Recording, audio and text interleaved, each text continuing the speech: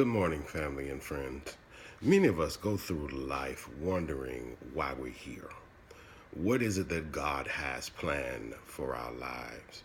What is it that He would have us to do? Why do we go through specific things in our life? And how can we be of service and of good to Him? Oftentimes, when we engage in activity, one of the things we ask ahead of time is, what is our purpose? What is the meaning behind what we do? And it is a question that we often, as Christians, ask God. What is our purpose? I come this morning declaring that God has a purpose and a plan for our lives. Psalms 139:16. Your eyes saw my substance, being yet unformed. And in your book, they all were written, the days fashioned for me when as yet there were none of them. God has something special, important, and significant plan for our lives. Every one of our lives is His plan. When we were yet unformed, we are not here by happenstance.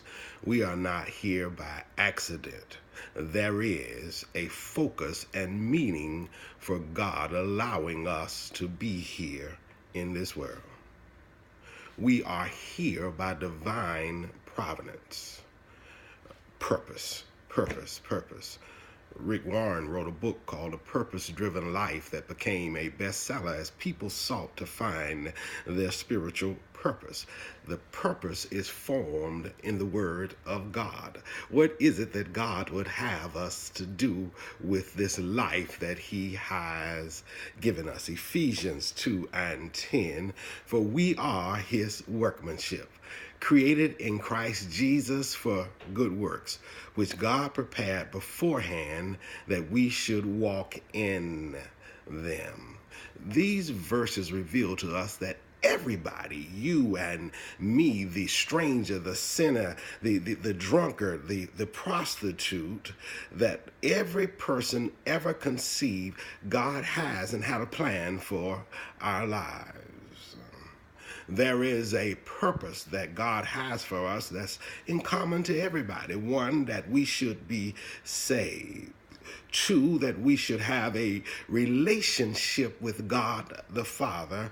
Three, that we should worship Him.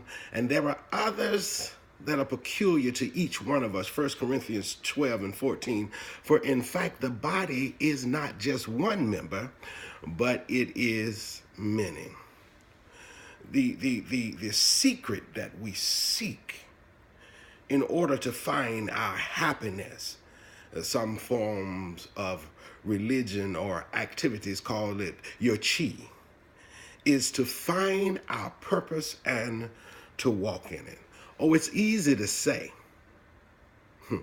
but to discover our purpose is a difficult and intricate task that makes us understand that not only must we discover our purpose, but also the process. And in finding the purpose and process, we will find and discover the promises of God. Purpose. In Genesis 28:11-18, we find such a person seeking their purpose. We find Jacob, who is called the deceiver. When he was born, he grasped the heel of his twin Esau and tried to take his place. He deceived his father to receive Esau's blessing, and then as a result of his actions had to flee from Beersheba, the well of 7 oaks, living water, to Haran, the place of parched or drought. a certain place of night and darkness because of the decisions that he made, a place of loneliness, broken dreams, fear and shame, possessing only what he carried, exhausted. He couldn't find his purpose there.